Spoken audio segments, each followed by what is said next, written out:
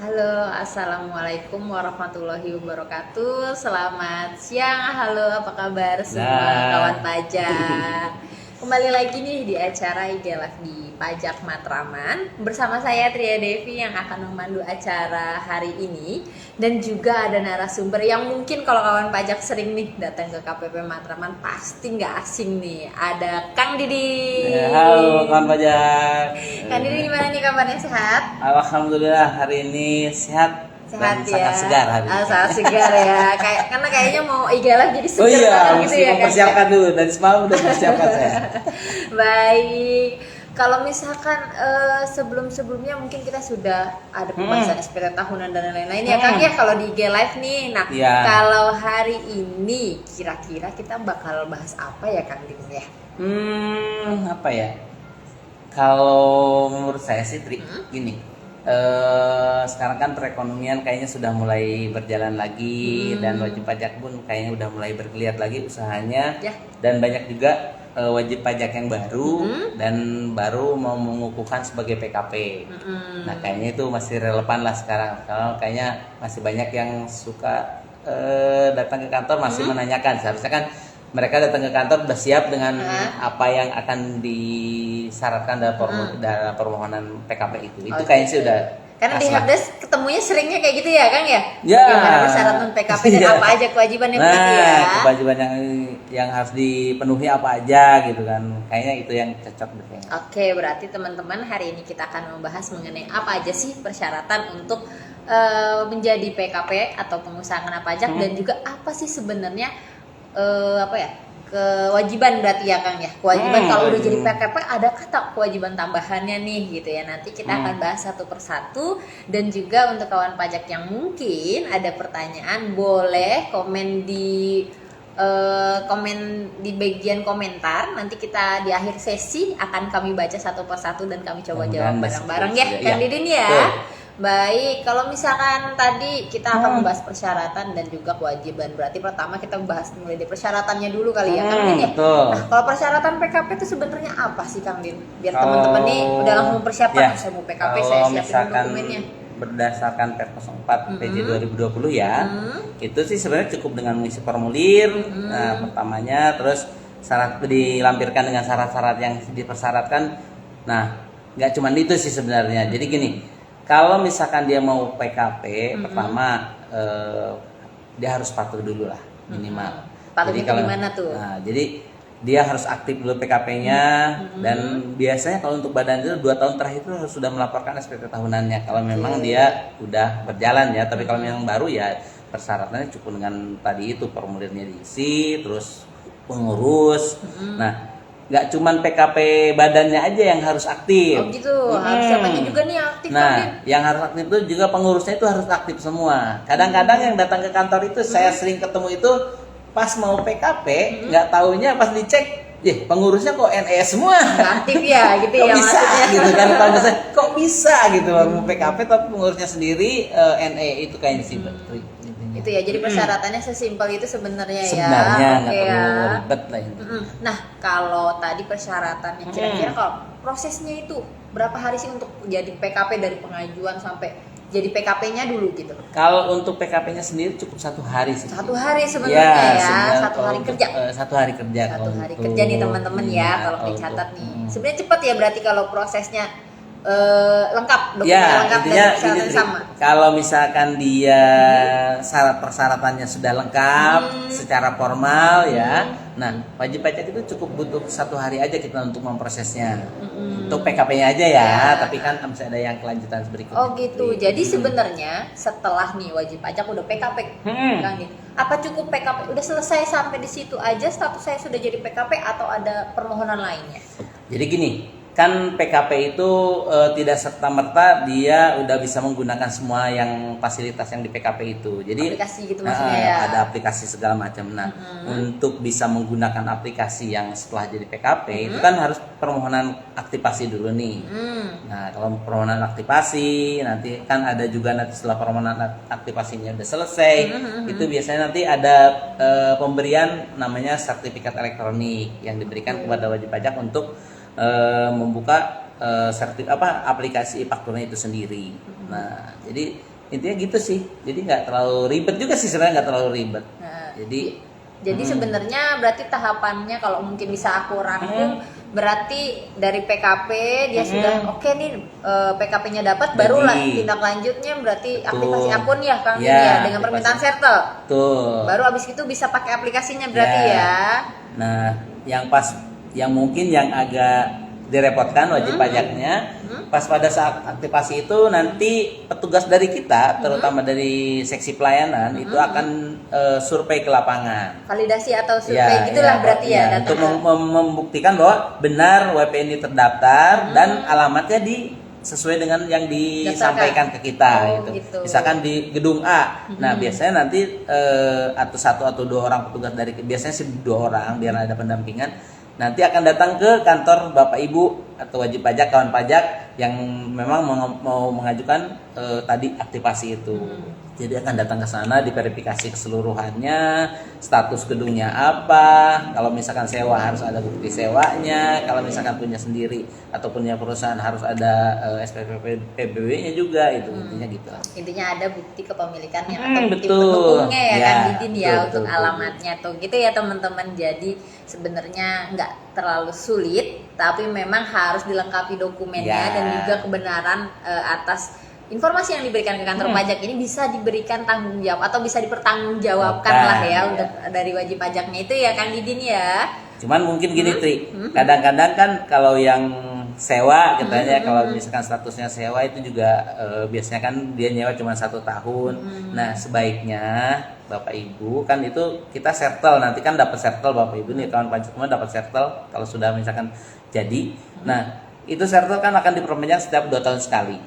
Nah, itu saya ini juga sampaikan bahwa status gedungnya itu harus tetap, kalau misalkan pada saat perpanjangan itu perjanjian sewanya tetap harus dilampirkan lagi pas pada saat perpanjangan settle itu. Oke, berarti jangan sampai cuma nyewa setahun pakai alamatnya doang, berikutnya nggak dipakai lagi, hanya sebatas respondennya aja gitu kan. Nah, itu kasihan juga sih sama yang punya gedung. Ya nanti surat-suratnya dikirim ke sana soalnya ya, karena kita alamatnya dipakai tapi bayaran sewanya enggak gitu kan. Baik, seperti kalau itu. tadi kan kita berarti udah bahas mengenai pertama tahapan PKP, tahapan selanjutnya jadi PKP nih Kang Didin ya. Nah, tadi kan kita 2 topik berarti yang akan dibahas. Kita akan melanjutkan bahasan yang keduanya nih teman-teman ya. Kita sekarang akan bertanya atau akan membahas mengenai kewajiban dari PKP. Nah, mungkin kan kalau kawan pajak udah tahu nih kewajiban kalau punya NPWP lapor SPT tahunan gitu kan di sini ya. Baik dari orang pribadi ataupun badan. Nah, kalau posisinya dia badan sudah PKP juga ada tambahan kewajiban nggak sih gitu ya? Untuk statusnya nih gitu. Baik. Gini sih. Jadi kan mungkin kawan pajak selama ini kalau misalkan dia tidak PKP kan cukup dengan setahun sekali melaporkan SPT tahunannya ya ke kantor pajak. Kalau misalkan dia badan kan dikasih jangka waktu Januari sampai akhir April. Nah, dengan dia terdaftarnya sebagai PKP, pengusaha pengajak pajak dan sudah diaktifasi dan dia sudah mendownload sertifikat elektronik dan sudah ditanam juga aplikasi e-fakturnya. Nah, kewajibannya jadi bertambah sih sebenarnya. Pertama, dia jadi harus lapor SPT masa PPN-nya. Tiap masa ya teman-teman ya. Intinya tiap masa tidak ada kegiatan itu harus dilaporkan. Kadang-kadang suka ada yang lupa, mungkin mereka karena merasa tidak ada kegiatan, masanya itu yang PPN masanya yang seharusnya setiap bulan dilaporkan itu tidak dilaporkan. Sebenarnya sayang sih, kalau kita sih nggak masalah kan, nggak masalah. Nanti kan kita akan menerbitkan namanya surat tagihan pajak atas produk hukum atas keterlambatan atau tidak lapornya masa PPN-nya itu. Kan sayang Bu, itu Tri. Itu kan setiap bulannya 500. Coba kalau misalkan selama setahun itu dia tidak ada kegiatan dan tidak melaporkan, 6 juta. Ya, kan daripada buat bayar STP mendingan buat yang lain gitu kan. Buat modal lagi kan bisa. Nah, jadi untuk kawan pajak semua, kalau misalkan nanti statusnya sudah jadi PKP, saya wanti-wanti. Biasanya kalau misalkan nanti saya juga kalau pas lagi di bawah lagi di Helpdesk itu ya. menanam aplikasi e-fakturnya, saya sudah wanti-wanti. Ini jangan lupa untuk pelaporan masanya. Nah, kalau misalkan nanti sudah ada transaksi dan sebagainya, itu kan ada kewajiban tambahan juga sih sebenarnya. Pas pada saat melaporkan kan, misalkan sudah ada transaksi, ada 10 transaksi nih pajak keluarannya, itu kan otomatis kan kalau PPN biasanya kan dititipkan ke kita nih, ke wajib pajak yang si penjual kan, si pembeli ini misalkan kita yang ini, nah kita jual, berarti kan yang beli itu dititipkan ke kita tuh pajak yang harus dibayarkannya gitu kan. Nah, jangan sampai lupa untuk membayarkannya juga tuh masa PPN untuk pembayaran PPN masanya. Itu kan salah satu syarat kalau misalkan nanti mau lapor dan memang ada kekurangan bayar yang harus dibayarkan, itu tetap harus dibayarkan dulu baru bisa dilaporkan SPT masanya, seperti itu. Gitu. Nah, kalau tadi dari pengalaman Kang Didin, ada yang luput hilaf nih nggak lapor gitu kan, atau mungkin sadarnya satu tahun selanjutnya atau 3 bulan setelahnya, setelah dari masa pajak itunya berakhir, ada sanksinya nggak sih sebenarnya? Nah, itu tadi yang saya sebutkan. Apa sanksinya tuh Kang? Sanksinya kan STP 500.000. 500.000 ya Dengan teman-teman dikasih ya. ke yang lain tuh, maksudnya dikasih buat modal yang lain gitu kan, Buat lebih operasional lain lah operasional ya. yang lain daripada nanti buat kalau di pajaknya sendiri sih kan memang itu udah kewajiban kita untuk menagih ya Bu ya. Tapi itu kawan pajak ada juga mungkin nanti kalau misalkan kawan pajak emang keberatan atas sanksi itu, biasanya ada fasilitas juga sih untuk mengajukan namanya itu pengurangan sanksi atau penghapusan sanksi. Tapi itu kan yang mau proses di Kanwil. Jadi permohonan sih tetap ke kita, ke KPP di mana Bapak Ibu terdaftar ya, kawan pajak terdaftar. Cuman itu hanya fasilitas. Jadi kalau misalkan sewaktu permohonan ditolak ya itulah tetap harus dibayarkan atas STP-nya itu sendiri. Walaupun ada fasilitas jangan disengajakan Nah, berarti ya Kang itu. Din, jangan dilupa-lupain atau mungkin Dilupakan. jangan ditunda-tunda berarti ya Kang Din ya. Takutnya mungkin di akhir bulan lagi banyak kerjaan ya, atau kena libur merekanya kawan pajak semua liburan jadi lupa buat lapor ya Kang Din. Kadang ya. gini trik sih. Kadang yang sering terlupakan itu pada saat dia awal. Itu kadang banyak yang lupa. Jadi kalau misalkan kawan pajak nih terdaftar sebagai PKP-nya di Desember pertengahan. Oke. Sebenarnya kan kewajibannya udah jalan nih yang di Desember.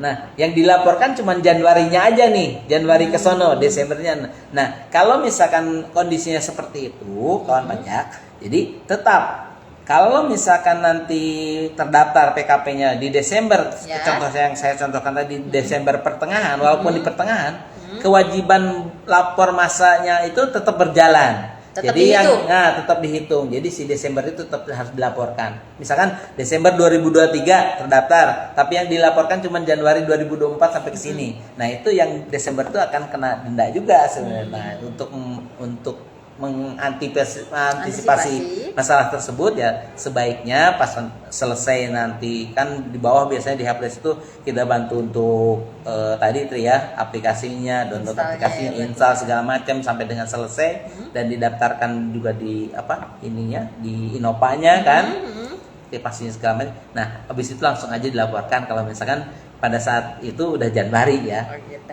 Iya. Jadi maksudnya biar selesai, biar nggak hilaf. Berarti kalaupun kita mau di akhir atau di pertengahan bulan, atas masa tersebut sudah dihitung ya, kewajiban pajaknya sudah dimulai berarti ya Kang Didin ya. Betul. Gitu ya teman-teman ya. Mungkin kalau boleh saya merangkum nih ya dari informasi dari Kang Didin ya. Berarti pertama PKP atau pengusaha kena pajak itu pertama kan berarti harus mengajukan pengupahan dulu PKP ke KPP terdaftar, ya kan? Berarti prosesnya 1 hari dan nggak hanya selesai di situ tahapannya, nanti ada tahapan selanjutnya yaitu aktivasi akun ya Kang ya. Itu nanti di visit berarti ya. Ya, disurvei ke lapangan biasanya. Disurvei oleh tim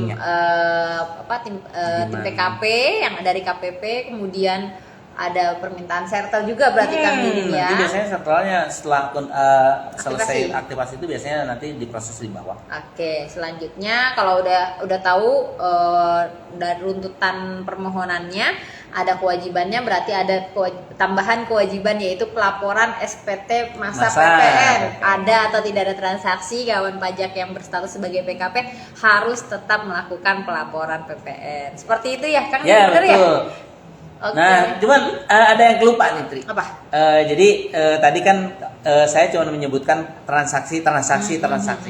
Nah, pada saat nanti kawan pajak sudah ada transaksi dengan kliennya, itu kan harus menerbitkan namanya faktur pajak. Nah, Terbitin faktur faktur ya. pajak itu kan diterbitkan langsung dari aplikasi fakturnya itu sendiri, ya kan? Nanti disesuaikan berdasarkan lawan transaksinya itu siapa. Nah itu harus sesuai, jangan sampai salah nanti transaksinya kena ke bendahara tapi kodenya untuk swasta, itu malah jadi nanti merepotkan kawan pajak semua. Jadi nanti kewajibannya jadi nambah itu tadi, menerbitkan faktur pajak pada saat ada transaksi dengan kliennya. Berarti kawan pajak juga nanti ketika sudah jadi PKP mohon lebih ditambah lagi pengetahuannya berarti ya betul. mengenai transaksi-transaksi apa itu nanti dalam pembuatan faktur pajak dan juga dalam pelaporan. Ya. Nah, mungkin kita lanjut ke sesi pertanya jawab ya. Boleh, Kalau kawan silakan. pajak ada yang mau tanya-tanya, boleh tulis pertanyaannya di kolom komentar. Sementara saya bantu coba cek dulu ya apakah kawan pajak udah ada yang bertanya. Lumayan nih agak rame ya hari ini ya kawan pajak ya. Mungkin karena masih ada waktu istirahat kali ya Kang Didi Iya, ya. makanya saya sengaja enaknya gini sih, pas istirahat sambil makan siang kan gitu kan. Nonton kita berdua, ngapain? Baik kawan pajak, kalau tadi saya lihat nih Kang Didi belum ada nih pertanyaan di kolom komentar.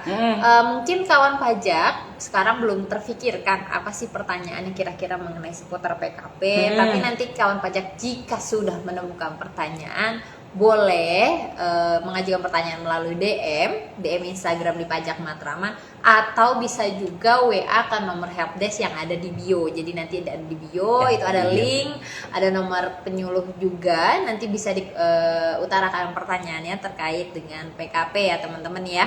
Baik, mungkin kita cukupkan Kang Didit? Ya, kita cukupkan aja. Ya, cukupkan ya teman-teman ya. Kayaknya udah mulai pada takutnya, masuk. Iya. Itu ya kayaknya nih selesai nih istirahatnya. Istirahatnya udah selesai kan, mungkin mau yang lain dulu gitu kan. Masa nontonin kita terus gitu. Baik, akhirnya sampai juga nih di sesi akhir live IG Pajak Matraman hari ini. Terima kasih pada kawan pajak atas antusiasmenya, atas waktunya sudah mengikuti live hari ini. Dan jangan lupa untuk selalu pantengin atau mungkin selalu lihat updatean dari Pajak Matraman ya Kang Din ya, karena nanti untuk kelas pajak ataupun IG live lainnya akan kami share jadwal-jadwalnya melalui Pajak Matraman. Baik, atas atensinya kami pamit undur diri. Saya Tria Devi Kusumaningrum. Saya Didin Jaludin. Pamit undur diri. Kawan Dah, pajak, kawan pajak. terima kasih. Selamat siang. Siang.